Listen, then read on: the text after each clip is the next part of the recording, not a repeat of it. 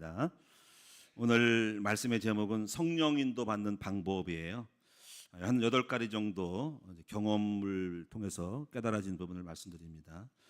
먼저 우선은 성령 인도에 대한 그 의미들과 그 의의들을 좀 설명할 텐데, 우리 인생은 선택함으로써 결과가 만들어지는 거죠. 그래서 우리는 날마다 선택을 합니다. 그리고 오늘 선택을 통해서 오늘의 결과가 만들어졌기 때문에 누구의 탓이 아니고 나의 선택의 결과로 오늘의 내가 있다라는 것은 자명한 일이죠. 또 오늘도 선택해야 되고 내일도 선택해야 되고, 여러분의 생애 속에 사는 단 동안에 여러분의 인생의 결과는 여러분의 작품이다. 이거 자명한 것입니다. 근데 이제 우리가 이 선택에 있어서 예수님 믿기 전에는 우리가 선택을 한 거죠. 물론 우리라고 했을 때 부모님이 우리를 도와서 이렇게 하고 코칭할 수도 있고, 또 여러분들이 어떤 책을 읽고 교훈을 받아서 지식을 쌓아서 거기에 대한 경험과 사례와 그런 어떤 가치를 알고 선택하는 경우도 있습니다. 그런 부분들은 많지는 않죠. 최근에는 무슨 지식이 있어서 유튜브 영상 방송을 보면서 많은 정보들이 왔지만은 섞여 있어서 혼동스러워서 뭐가 진실인지 거짓인지 모르는 시대가 왔습니다. 하여튼 간에 여러분이 어떤 사람들마다 많이 알고 배워서 인생의 선택을 통해서 성공하려고 합니다. 그런데 이런 생각을 해봤습니다. 우리가 교회를 다니다고 하는 것은 굉장히 수지맞은 일이라는 겁니다. 여러분이 학교를 다닐 때 초등학교, 중학교, 고등학교 다니면서 초중고야 기초적인 공부를 배우게 되고, 또 초등학교 때 인생의 멘토가 될 만한 인도를 받지만은 아직까지 경험이 없고 삶을 모르기 때문에 그 가르친다고 하고 배운다고 하는 것은 한계점이 있습니다. 중학교, 고등학교 때는 여러분이 대학교도 마찬가지겠지만 국영수, 교과목만 배우지 우리 인생의 삶을 타치해주고 코칭하기는 어려운 인권이라는 문제가 있어서 과거보다 더 많이 간섭을 할 수가 없고 인생 지도를 할 수가 없어요. 그래서 졸업시키는 거로 끝나는 거죠. 그래서 개인적으로 우리가 책을 읽을 경우에는 그나마 조금 멘토가 돼서 책의 방향을 잡고 삶을 설정한 사람이 있습니다. 그래서 많은 성공의 책들, 또 인도받으려고 하는 그런 다양한 마인드와 가치들을 배워나갑니다. 자, 그렇습니다. 근데 우리가 교회를 다니다고 하는 것은 이러한 하나님이 없이 인도를 받는 삶의 그 정황 속에서 드디어 우리는 교회에 다닌다는 것은 하나님이 우리를 인도한다라는 개념이거든요. 그리고 오늘 여러분이 교회에 다니는 게 얼마나 좋은지, 늘 여러분이 예배를 통해서, 예배라는 것도 형식 말고도 목사님이 설교라든가 다양한 교회 안의 교육기관을 통해서 여러분들은 훌륭한 소식들을, 지식들을 전달을 받으니까 이거보다 더 큰 축복이 어딨냐 이거죠. 그래서 제대로만 배운다면은 일반 사람들은 늘 이 시간에 뭐 하겠습니까? 텔레비 보고 영화를 보고 어디 스포츠 운동을 가지만은, 여러분들은 이 1시간 동안에 이 교훈을 받으니까, 말씀을 배우니까 여러분은 성공할 확률이 더 많다 이 말인 거지. 그러니까 이 교회 다닌다는 것은 얼마나 축복인지 몰라요. 그래서 우리 아이들도 마찬가지고, 우리 아이들이 이 토요일 날, 오늘 주일이지만 어제 토요일은 뭐 하겠습니까? 아이들 토요일 자전거 타고 다니고 놀러 다니고 어디 게임방에 가고 어디 놀러 다니지만은 우리 아이들은 공부를 한단 말이에요. 그러니까 이런 것만으로도 이런 차이점들이 쌓이게 되면은요, 그 아이들에게 인생이 바뀔 수 있다라는 겁니다. 그러니까 저는 참 교회 다닌다고 하는 건 수지 맞은 것이다 하는 거죠. 그러면 오늘 여러분들이 이 땅 교회를 다니면 제대로 배워서 그 말씀에 배운 대로 여러분이 인도를 잘 받을 수 있도록 그런 그릇이 되어지고 성령 인도를 잘 받음으로 우리 다 성공해야만 된다는 겁니다. 그리고 또 실제로 교회 다니는 성도들은 삶이 윤택해지고 세상에 빠르지 않기 때문에 아무래도 더 낫습니다. 그러나 문제는 종교생활하고 말씀을 못 받으면 그것도 허사가 될 수가 있다는 거지. 그래서 오늘 여러분이 이제부터 정말 여러분이 배워야 될 것이 뭐냐면 바로 성령의 인도를 받는 법을 꼭 배우시라는 겁니다. 결국 성령 인도 받는 거거든요. 그리고 또 우리가 하나님이 우리를 내버려두지 않고 우리와 함께하는 이유는 여러분을 끌고 가겠다 이거예요. 내가 너희를 도와서 너희를 성공시키겠다라는 거예요. 그게 바로 보혜사 성령이거든요. 보혜사라는 뜻은, 파라클레토스 보혜사라는 뜻은 보호하고 은혜 주고 스승사자가 돼서 가르치겠다니까 성령 인도 받는 법이 굉장히 중요하다라는 겁니다. 그런 점들을, 그 가치를 여러분이 먼저 아셔서 목숨 걸고 여러분 성령 인도 받으시기를 주님의 이름으로 축원드립니다. 그래서 오늘은 여러분에게 이제 이런 의의를 좀 말씀을 드리고 나서 먼저 첫째로 사사 오늘 기도원의 이야기를 좀 본문 읽었으니까 언급을 좀 하고, 두 번째로 부분은 성령 인도를 받는 방법들을 몇 가지를 말씀을 드릴 테니까 꼭 핵심을 잘 잡으셔서 인도받으시기를 바랍니다. 먼저 오늘 사사 기도원의 이야기에 대한 이 백그라운드 배경은 무엇이냐면은, 이스라엘의 역사 속에 이제 사사라고 하는 것은 그 당시 왕 폐하 대통령 전에 한 지도자를 말하는 겁니다. 사사를 한 영적인 그 부족 국가의 왕정 시대가 되기 이전에 소규모 부족 국가의 지도자들을 가려서 사사 또는 판관, 재판관이라고 해서 지도자를 명칭하는 겁니다. 그 중에 이제 한 사람 사사가 있었는데 바로 기드온이었다라는 겁니다. 근데 이 기드온이 등장하게 된 배경이가 뭐냐면은 바로 미디안 족속들이 주변에 포진하고 있었는데 이스라엘 민족들이 잘못을 하니까 하나님이 옆구리에 가시를 줘서 옆 나라를 붙여가지고 그 나라가 공격을 하는 겁니다. 그래서 하나님의 뜻대로 잘 살면은 아무 문제가 없고, 하나님의 뜻대로 못 살면은 옆에 있는 가시들이, 나라들이 그들을 통해서 충동시켜서 공격을 해가지고 이스라엘 민족을 때리고 징계하고 채찍하는 사인을 주는 역할을 했다라는 것이 구약에 있는 이야기입니다. 그 중에 한 나라가 바로 미디안 족속이었다는 거예요. 그 미디안 족속이 7년 동안 압제를 통해서 이스라엘 민족을 계속 괴롭혔다, 원인이 있는 거죠. 그래가지고 이제 어떻게 공격했냐면은 이 곡식을 심고 이제 파종을 하고 이제 추수할 때 이들이 나타나가지고 추수한 곡식을 다 약탈하고 뺏어가니까 이게 먹고 살 길이 없는 거야. 다 출세해가지고 마차 실었는데 쳐들어와가지고 다 뺏어가니까 헛농사 졌다 이 말이지. 그러니까 이런 것들이 많으니까는 먹고 살기가 매우 어렵다라는 거예요. 그래가지고 백성들이 간절히 주여 우리가 잘못했으니 회개하오니 고쳐 구원해 달라고 하니까는 그래 이제 제대로 깨달았냐 해서 하나님이 내가 너희를 구원해 주마 하면서 이 구원자 한 사람을 보냅니다. 그 구원자 한 사람을 선택해서 이제 보내려고 하는데 그 사람이 이름이 누구였냐면 바로 기드온이었다라는 겁니다.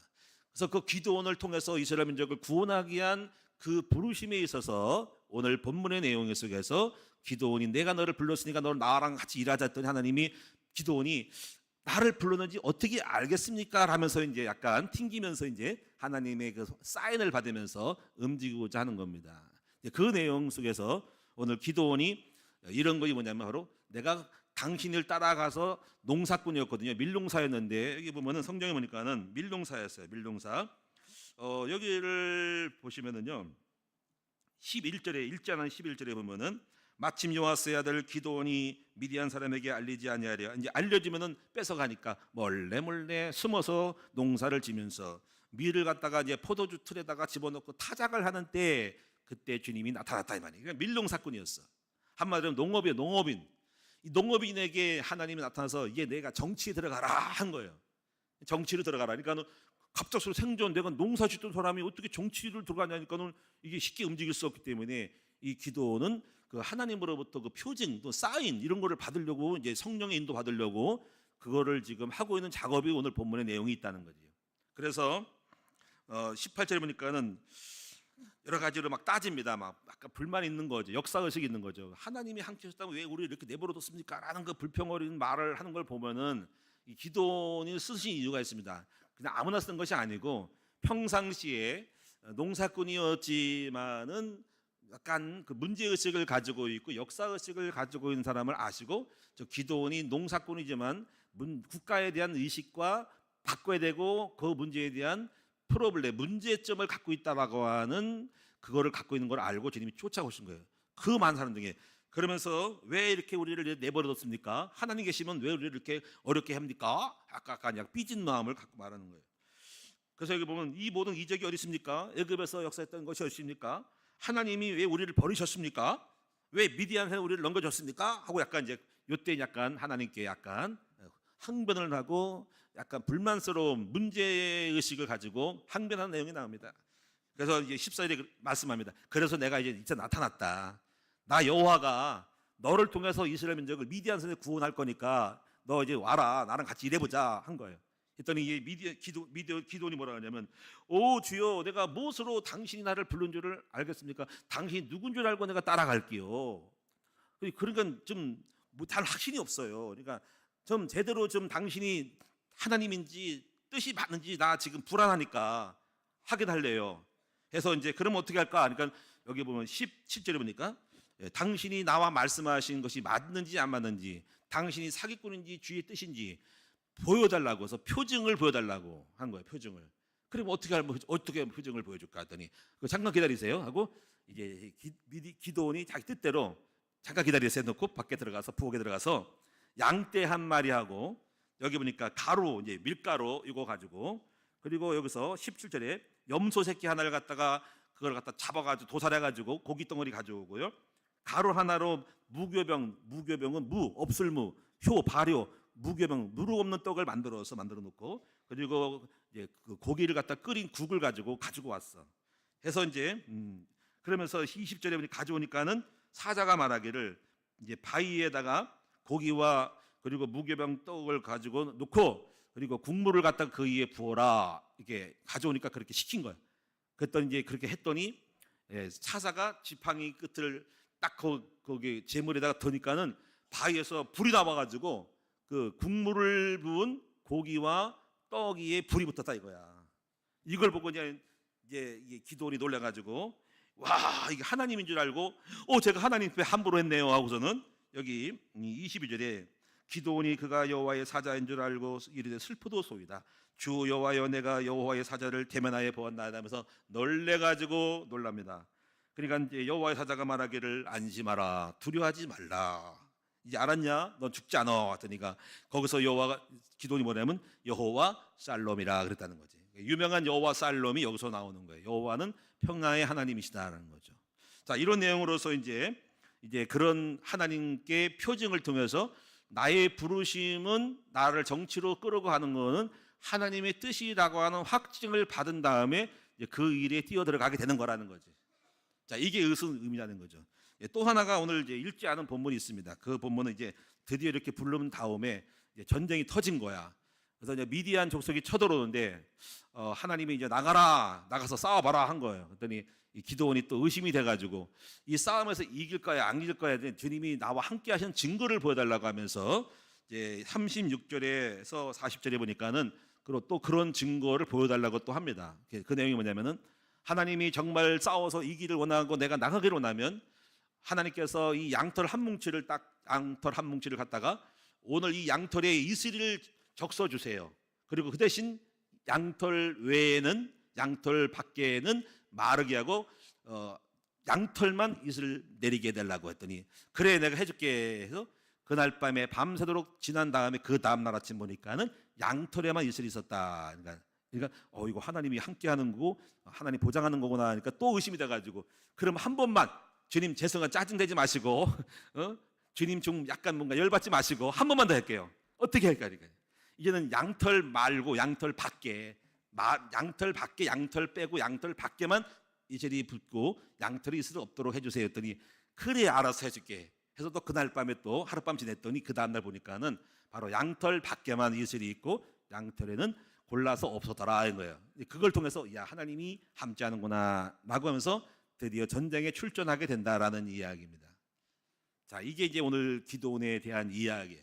자, 여기서 우리는 이제 성령의 인도와 관련돼서 어떤 의미를 찾을 수 있을까? 여러분 한번 추출해 보셔야 됩니다. 먼저 우리가 여기서 중요한 첫 번째 원리는 이제 성령의 인도라고 하는 것은 단순히 개인이 뭐 잘 인도받은 것을 떠나서 하나님의 뜻과 그 계획 속에서 큰 틀에서 하나님이 일을 이루시는 일이 있다는 거죠. 이게 여러분 중요한 거예요. 그러니까는 어떤 미디안을 통해서 이스라엘 민족을 구원하고자 하시는 주님의 뜻 안에서 거기에 어떤 나를 부르시고 나를 축복하거나 돈을 벌게 하거나 어떤 성공시키는 일에 대한 것이 있다는 거야. 그래서 이런 말이 뭐냐면 성령 인도를 받고 기도의 응답 받으려면 그의 뜻대로 인도를 받아야 한다는 거야. 그래서 그의 뜻이 아닌 모든 잽싸고 맞는 거라도 아무리 뜻이 아닌 거에는 아무리 옳은 거라도 그것이 여러분에게 허탕할 수 있다라는 거야. 그래서 먼저 하나님의 절대적인 주권과 그 계획 속에서 이루고자 하시는 그 시대의 시간표 속에서 이루어지는 뜻 안에서 여러분은 성령 인도를 받아야 한다는 거예요. 이게 이해되시는가요? 이해되시기를 축원합니다. 못 이해하면 큰일 나는 거야 이제부터. 다시 말하면은 우리 단독적으로 뭘 어떻게 인도가 잘 되는 게 아니라 하나님의 경륜, 하나님의 비전, 하나님이 전체적인 틀에서 역사를 하고자 하시는 그 뜻 안에서 그 안에서 우리는 포함돼서 인도를 받는 거라는 거야. 주님이 포즈 안에서 움직이는 거라는 거야. 주님이 손바닥에서 움직이는 거라는 거죠. 이것이 첫 번째 의미입니다. 그래서 여러분이 먼저 성령 인도를 잘 받으려면은 하나님의 전반적인 우리를 향하신, 우리 교회를 향하신 하나님의 계획을, 스케줄을 가지고 나서 그 안에서 인도받아야 한다는 거예요. 돈을 벌고 결혼하는 것도 마찬가지고 어떻게 보면 하나님의 큰 인류 역사의 경륜 속에서 우리의 갈 길을 정하지 않으면 여러분들은 하나님과 엇박자 안에서 아무리 기도하고 일신도 받아도 안 된다라는 걸 명심해야 된다.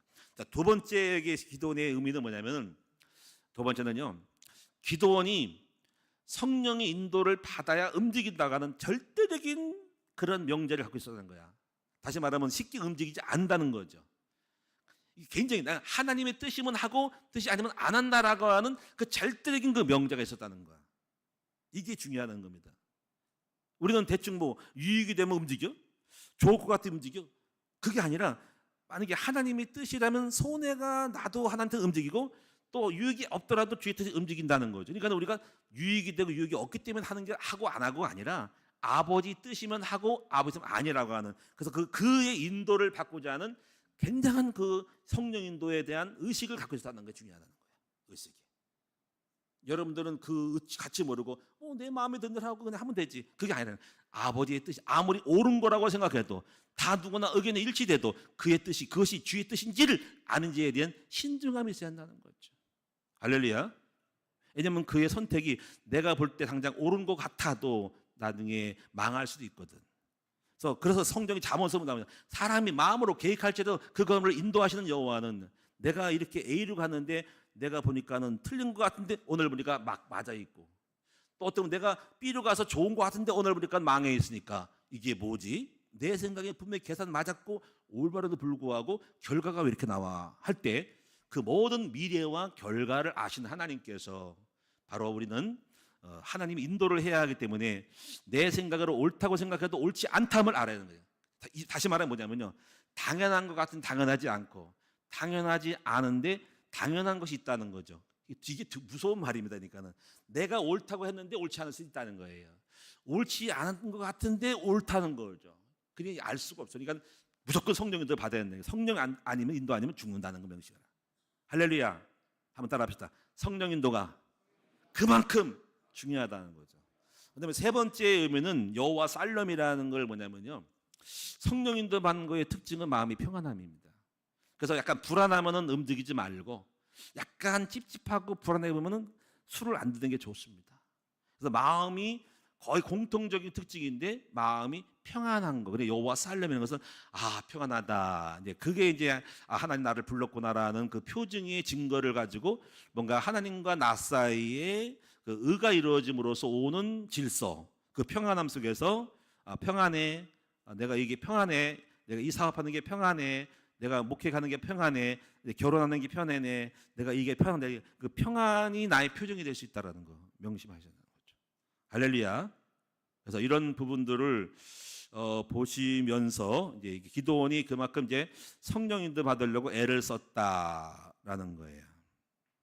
자, 이렇게 보시고요. 이제 본격적으로 이제 본론적으로 그럼 어떻게 하여야 하나님의 인도, 성령의 인도를 받을 수 있을까 하는 거를 이제 한번 말씀드리도록 하겠습니다. 첫 번째는 먼저 영적 상태를 만들고 나서 결정하자 하는 거죠. 여기에 대한 설명이 뭐냐면, 여러분 만약에 우리가 운전을 할 때 술에 취한 채로 운전하면 분명히 차가 논두렁이로 들어간다는 거지. 그렇죠? 그래서 음주운전하면 안 되죠. 그렇죠? 그래서 항상 컨디션을 최고 좋게 명철하고 맑게 아주 활기차게 해야 운전대를 잡아야 똑바로 길을 가지만 헷가닥하고 헤미닥할 때 가면 사고 나잖아요. 마찬가지로 이거예요.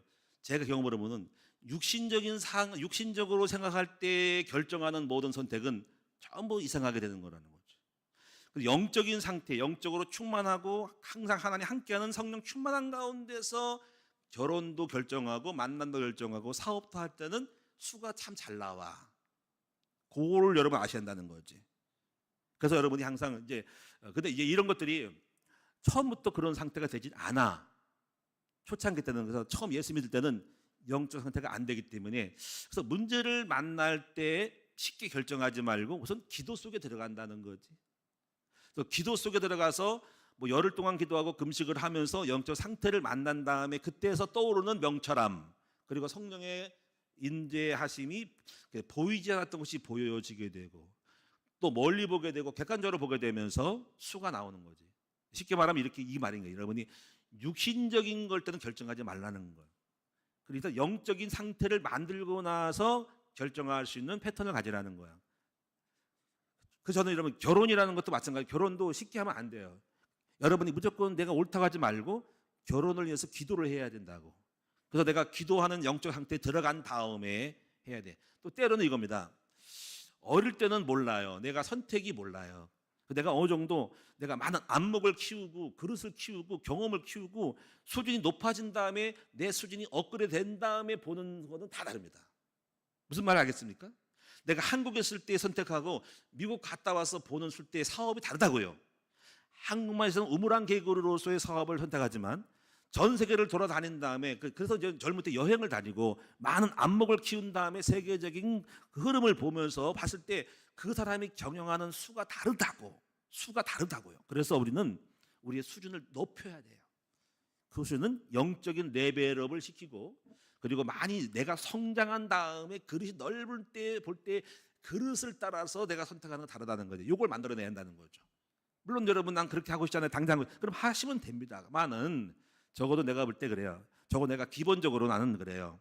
내가 영적인 상태가 될 때 모든 것을 결정한다는 마인드를 갖고 있고, 육신의 생각은 사망이고 영의 생각은 생명인데 내가 육신적으로 항상 내가 뭐 기도하지 않을 때 하는 결정들은 나중에 보면 전부 후회거리, 골칫거리, 갈등거리, 무효가 되고 헛수를 두는 게 많다라는 거예요. 할렐루야. 그래서 목회를 제가 7번 하면서 넘어졌는데 배우지도 않고 모르면서 목회하니까 될 리가 없는 거야. 그러니까 뭔가 많이 배우고 공부하고 수준이 되고 많은 경험을 쌓은 다음에 하는 그때서야 그때 정상적인 응답을 받는 거라는 거죠. 공통적이잖아, 그렇지? 영적 수준. 그리고 많은 눈이 열림으로써 안목을 키운 다음에 하는 결정은 다르다 이거야. 그걸 제가 말씀드리고 싶은 거예요. 할렐루야. 그래서 여러분이 이런 것들을 알고 제가 말한 이 첫 번째, 그래서 뭐 예를 들어 설명해 줄게요. 아브라함이 그 이제 가나안 땅에 들어갔는데 기근을 만났단 말이에요. 근데 기근 만났을 때 그때 수준이 약간 좀 딸려. 영적이지 않은 상태에서 기근 만나니까 이제 어려움 당하니까 그때 그걸 돌파하기 위해서 애굽에 내려가잖아요. 근데 여러분 알잖아요. 애굽에 내려가서 얼마나 낭패당했습니까, 그렇죠? 애굽 내려가가지고 가만히 계산 때려보니까는 그게 그 수준이야. 야, 우리 마누라가 너무 이뻐가지고 밖에 나가다 하면은 남들이 탐을 내가지고 우리 마누라 뺐으면 나 죽을 것 같아. 그런 거잖아요. 실제로 그렇습니다. 옛날에 같으면은 이쁜 여자가 있으면 신하들이 그 왕에게 진상하려고 여자를 추출해가지고 잡아다가 데려가서 진상하면서 자기 왕의 신임을 얻으려고 하는 게 있잖아. 그런 케이스가 딱 맞기 때문에 이제 아브라함이 자기 마누라가 애굽에 내려갈 때 기근을 피해가는 이사를 가야 된다. 이사 가니까 마누라가 문제다. 마누라가 너무 예뻐가지고 문제 해결 것 같다. 그래 이장을 하자. 그래서 마누라를 보고 여보 당신 위험하니까 이제 나랑 누이 동생 하자. 그래요, 알아서 하세요 해가지고 했는데 이게 역효가 돼가지고 누이 동생이라고 하니까는 신하들이 애굽의 신하가 딱 그 여자를 발견하고 애굽으로 끌고 들어가서 데려가서 바로의 첩이 되든지 뭔가 이렇게 데려가서 팔으려고 한 거예요. 그래가지고 그 사라 바로 아브라함의 처와 같이 연결해서 어떻게 해보라니까는 하나님이 그 뜻이 있는 여자니까는 거기 나라에 그 국가에 왕실에 재앙을 주니까 놀래가지고 조사를 해본 거예요. 이 여자가 보통 여자가 아닌데 함부로 할 수는 없는데 무슨 문제냐고 아브라함 불러가지고 자초지종을 물었더니 사실은 내가 우리 마누라입니다 가지고 들켜가지고 야단 맞고서 쪽팔려가지고 온 거예요. 그래가지고 이제 그런 결정 속에서 이제 왕이 그렇게 돈이 없어 그 짓을 하냐면서 내가 가진 재물을 줄게 하면서 재물을 줘가지고 다시 가나안으로 컴백을 합니다. 이때 이제 아브라함이 생각한 거야. 내가 육신적으로 했을 때 결정은 완전히 수가 엉뚱이고 틀리고 안 맞고 먹고 살긴 살아도 이상하게 되는구나 하고 알고 나이가 문제구나 하고 영적 상태에 들어가려고 결심하는 거예요. 그래가지고 있잖아요.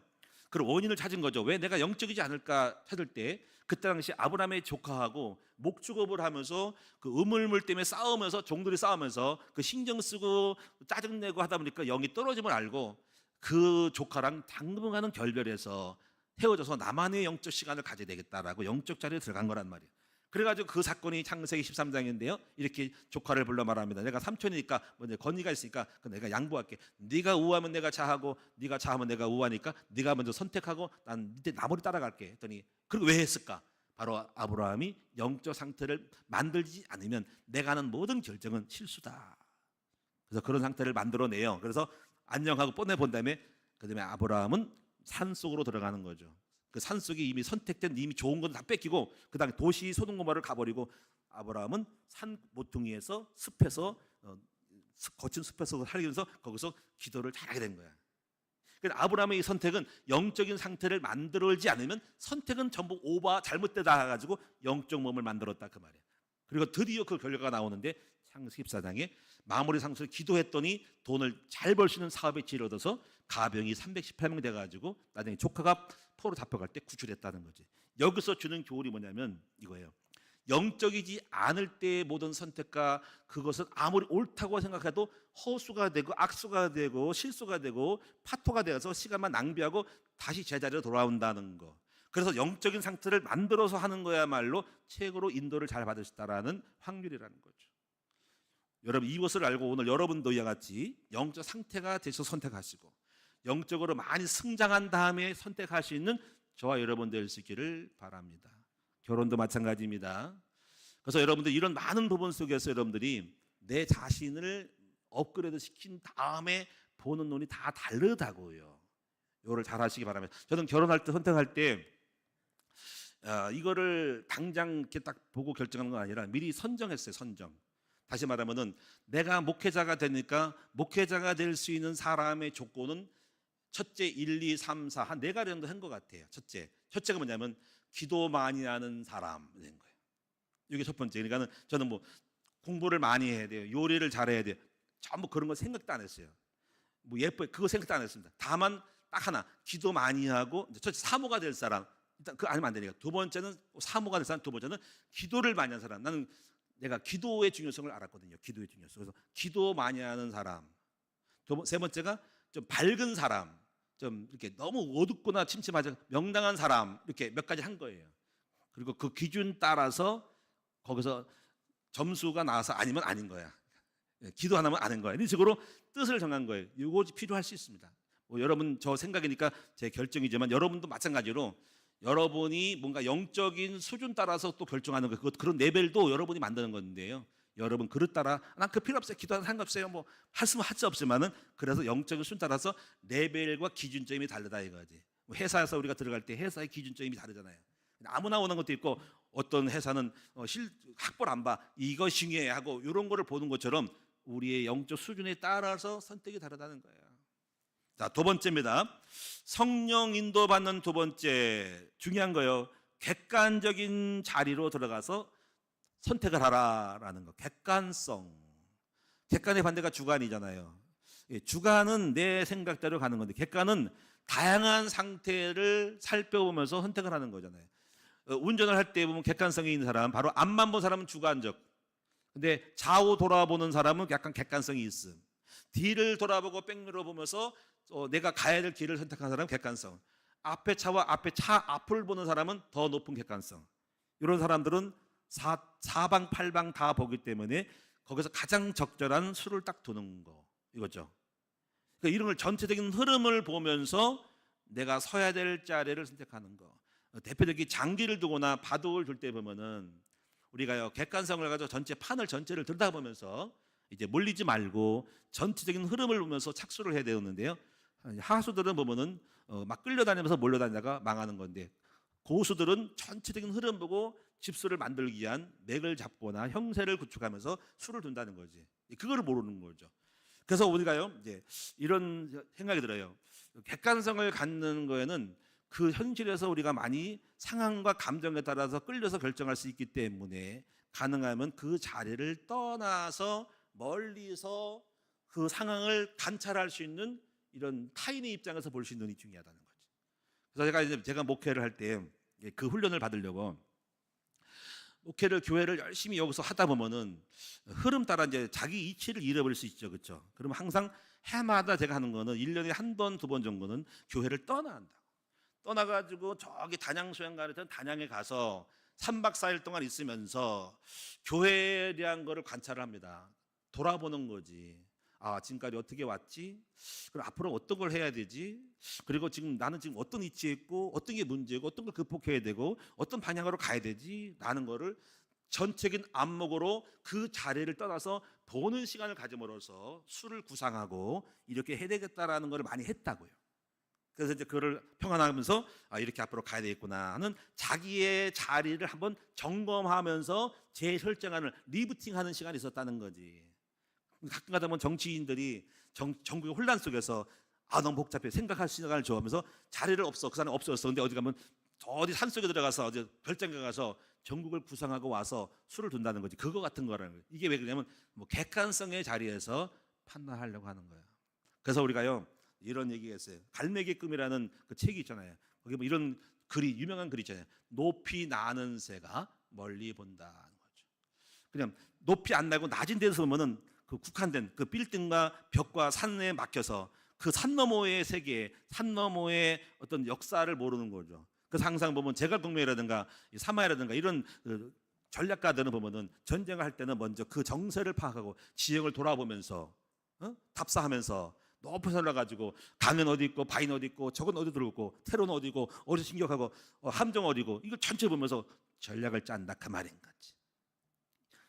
이런 것이 중요한 거예요. 그래서 옛날에 우리가 원덕 박사님 5차원 전면교회 고공학습법이 그런 거예요. 고공 전체를 보고 부분을 보는 훈련, 이 객관성 훈련입니다. 그래서 오늘 여러분들이 이 객관성을 가지려고 하면은 겸손해야 됩니다. 다른 사람의 말을 청정하고 다른 사람의 의견도 물어보면서 내가 보는 수와 또 다른 사람의 관점에서 보는 수가 다르므로 경청함으로써 많은 사람의 의견을 취합하여서 내 것이 옳다 하더라도 다른 사람의 것이 옳고 내 것이 있다 하더라도 나를 죽이고 다른 사람의 의견을 취합해서 그 사람의 결정을 따름으로 가장 현명한 선택을 하는 것들이 객관성이라는 거죠. 근데 이 객관성이 너무 많으면 분수가 없고 또 이 자기 고집을 부른 사람, 자기 주관만인 사람들은 똑똑하고 옳다고 하지만 이건 고집쟁이게 되고 융통성이 없는 사람이기 때문에 어떤 거는 자기를 주장하고 나가야 돼요. 어떤 것은 다른 사람의 의견을 따르면서 두 가지를 병합하여 갈 수 있는 응용하는 그러한 선택을 해야 한다는 거예요. 그래서 중요한 거는 올곧게 가고 나머지 사이드 반복과 부분은 전부 양보해서 가는 이런 어떤 선택에 대한 요령을 갖고 있어야 한다는 거지. 중요한 건 이겁니다. 하여튼 객관성을 가지라 하는 거죠. 한번 따라합니다. 객관성을 갖자. 그래서 어떤 결정할 때 나 혼자 하지 말고 사업을 하고 어떤 건 물어보라고. 남의 의견을 물어보라고. 남의 의견을. 그래서 선지자들에게 또 경험자들에게 또 부모님에게 사역자들에게 물어보면서 집사님 나 집을 하려고 하는데 이게 맞아요? 아니면 부동산 전문가에게 한번 무슨 투자할 때 뭐 주식이나 요즘 코인도 있지만 코인이 엄청 위험하잖아요. 이거 할 때 함부로 하지 말고 물어보면서 할 때 답을 주겠죠. 나름대로. 이렇게 여러분들이 이런 것이 물어보고 하면서 객관성을 가지려고 노력을 해라는 거지. 남의 말을 잘 듣는 것이 겸손이다라는 거. 세 번째 부분은 성령의 인도 받는 세 번째 부분은 여러분 자신의 성품에 따라 성령의 인도가 나온다라는 거예요. 그 성품에 있는 특화의 두 개. 하나는 너무 열정적인 사람과 소극적인 사람이 있다는 거지. 열정적인 사람은 자기 열심을 내는 사람이 이것이 성령의 인도라고 하는 거예요. 근데 이런 사람들의 리스크는 뭐냐면 그 열심이 아닐 수가 있는 거죠. 오버할 수 있는 거죠. 그래서 여러분 내가 열정적이야, 열심이야. 근데 지나칠 수 있어서 성령의 인도가 아닐 수 있다는 거예요. 그런 약점을 알고 자기 열심을 약간 숨을 죽이는 게 중요하다는 거예요. 또 때로는 뭐냐면 너무 소극적인 사람이 있습니다. 지나치게 신중하고 겸손한 사람이 나는 굉장히 신중해, 나는 정말 조심스러워, 이게 성령인도라고 하지만 그것도 착각인 거야. 그것은 게으른 거고 자기의 성품에 따라 인도받기 때문에 그런 사람은 큰 성공할 수가 없어요. 그래서 여러분이 너무 열정적인 사람은 약간 숨을 죽이고 지나치게 신중한 사람 열정을 내서, 그래서 제가 이렇게 보면은 결국은 중용이라는 게 나오는데 적당한 게 중요한 거예요. 그래서 이런 것들 알고 여러분이 항상 지나친 열정과 뜨거운 사람은 조심하셔. 여러분 그것이 여러분 오버가 돼서 성령의 인도를 놓칠 수 있는 오바가 될 수 있다는 걸 명심하고, 또 너무 신중해, 너무 조심스러운 사람들은 추진력이 없어가지고 아무것도 못하고 이룰 수 없는 사람임을 알고 조금 적극적인 열심도 내시는 여러분 됩시다. 그다음 네 번째는 성령의 인도만, 네 번째는 순리를 따라가는 것들. 순리, 자연스러움을 따라가는 게 성령 인도라가는 거죠. 구름기둥 불기둥처럼 하나님이 그 인도하심이 있는 거죠. 그래서 성령의 인도는 열린 대로 가는 거예요. 열린 대로. 억지로 문이 닫혔는데 불구하고 일 갖다가 여는 거는 문을 찌그러지고 망하는 거예요. 그러니까 가장 중요한 기본적인 패턴은 열리는 대로 간다. 열리는 대로. 막히면 막은 대로 그냥 멈추고. 그렇게 구름기둥 불기둥을 훈련시킨 겁니다. 그리고 뭔가 막히면 돌아가고 아니면 넘어가고, 그래서 억지로 그걸 지어짜지 말고 자연스러움으로 가는 것이 가장 기본적인 패턴이다라는 거예요. 그러므로 이거는 기다림이 중요하다. 기다리는 것도 성령의 인도라는 거죠. 열려야 돼. 안 열린 것 갖다가 해봐야 무슨 소용이 있습니까? 뭐 키가 한 잔 더 할 수 있습니까? 나무도 마찬가지예요. 나무도 뭐 안 자란 것 갖다가 때가 되면 자랄 건데 나무가 자라가 맨날 때린다고 해서 나무가 자랍니까? 성령 인도는 자연스러움이다. 그 자연스러움이 가장 평안하다. 그 자연스러움을 어기게 되면 엇박자가 나가지고 어그러진다는 거. 억지로 하면 안 된다는 거예요. 자, 그다음에요. 다섯 번째로는 대입하여 결정하는 방법이 있습니다. 이거는 여러분 지난번 배우셨죠? 예수님이라면 어떻게 했을까 하는 거예요. 저는 항상 목회적으로 가장 적합한데, 목회를 하면서 많은 거를 이제 제가 경험하지 못한 거, 우리 부모님께 알려주지 않았고 제가 경험하지 못한 목회가 있단 말이에요. 저런 사람을 어떻게 만날 때 어떻게 할까, 이런 경우 어떻게 할 때 많은 결정이 될 때 그때마다 이렇게 대입을 해요.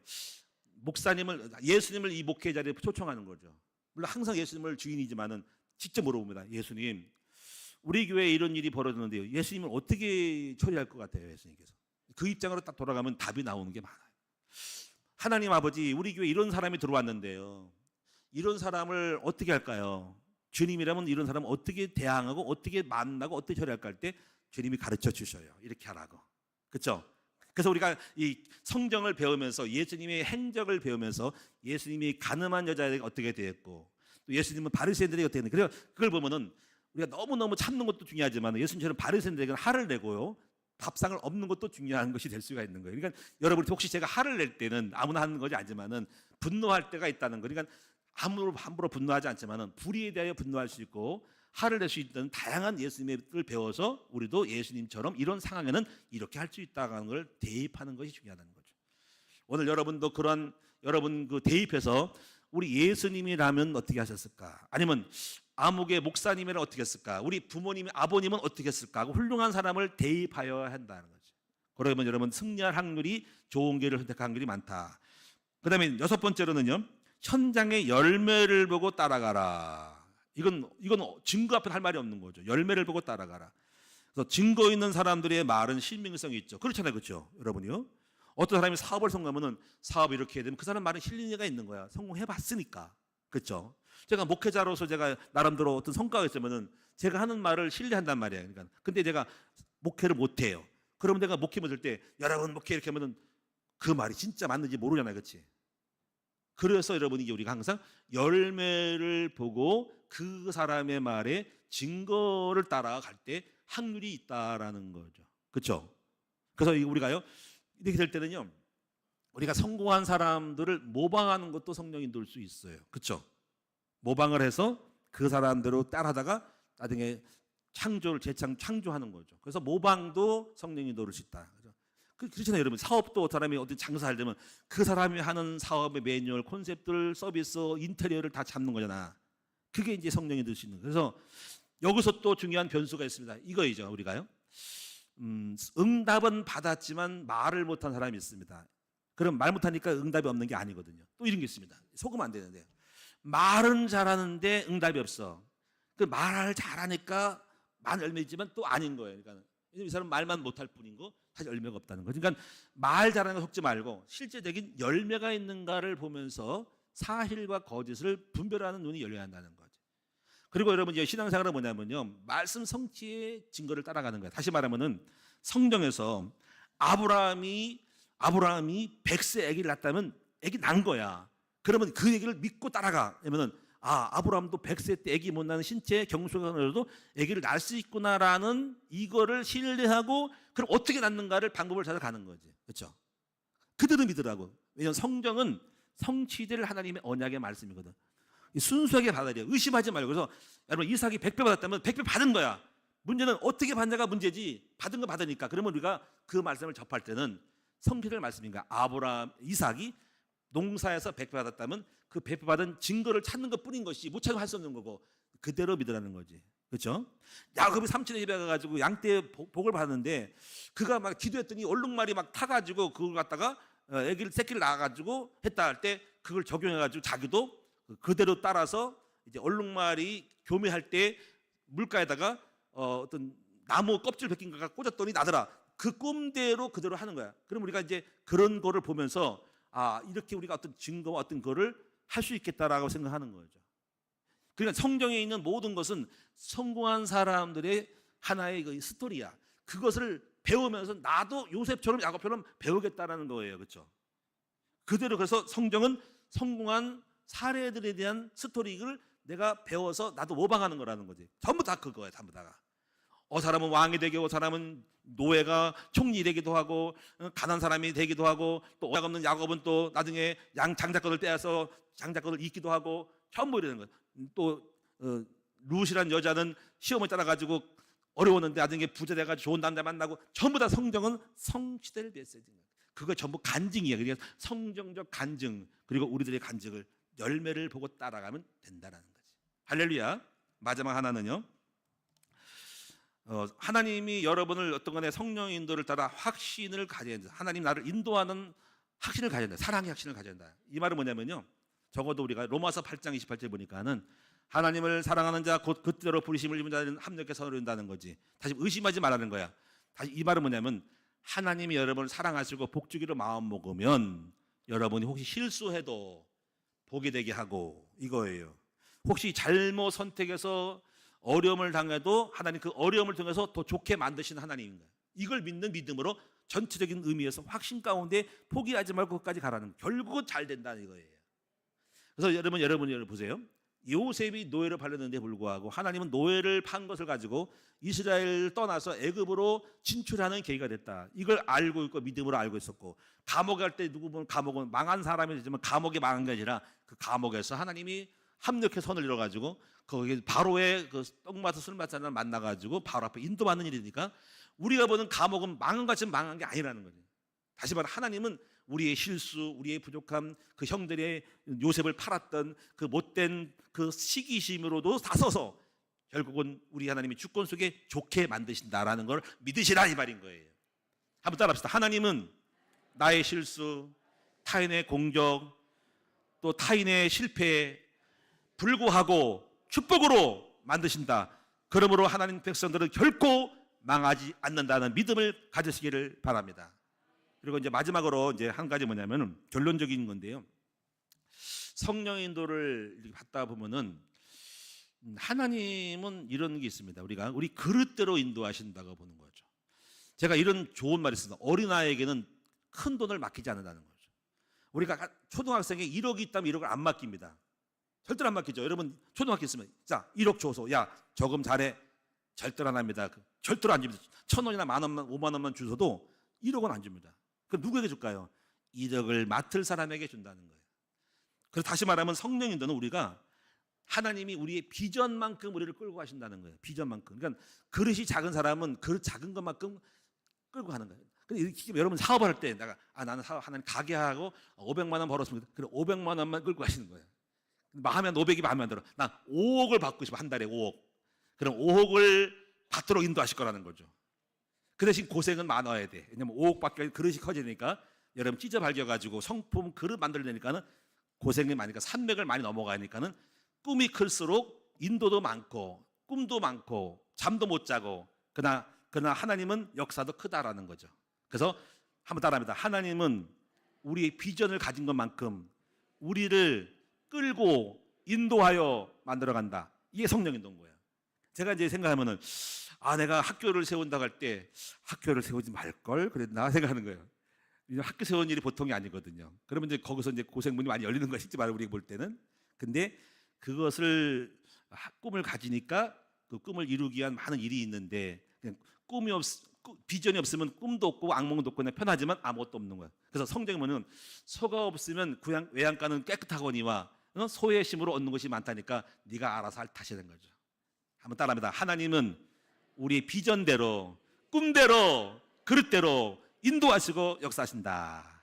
오늘 여러분 다시 되뇌이지 않겠습니다. 오늘 잘 기억하셨다가 오늘 말씀을 통해서 잘 보시면서 이대로 그대로 성령인들을 받고 다시 한번 여러분이 목장에서 예배드리면서 다시 한번 각인하면서 이 성령인들 받을 수밖에 없는 선수가 되기를 축원을 드립니다. 기도하겠습니다. 하나님께 감사드립니다. 오늘 말씀을 통해서 성령인들 받는 법을 배웠습니다. 이대로 우리가 적용하고 성취되도록 도와주세요. 영적 성태가 돼야지 인도받습니다. 수준 떨어질 때 선택하지 말게 해주세요. 수준 높이고 영적 상태가 될 때 모든 결정을 하게 해주세요. 나 생각하지 말고 나만 옳다고 하지 말고 내 경험, 지식, 상식 버리고 객관성을 갖게 하여 주시옵소서. 성품을 따라 성령인도 받게 됩니다. 주여 성령인들을 잘 받게 하시고 증거를 따라 성령을 따라가게 하여 주시옵소서. 그리고 하나님의 사랑을 확신하게 하시고 비전 가운데 승리하는 우리 모두가 되게 하여 주옵소서. 성령인도 잘 받아 이제 5년이고 10년이고 지날 때 놀라운 변화 있는 우리 성도들로 보여지게 하여 주시옵소서. 예수님의 이름으로 기도합니다. 아멘.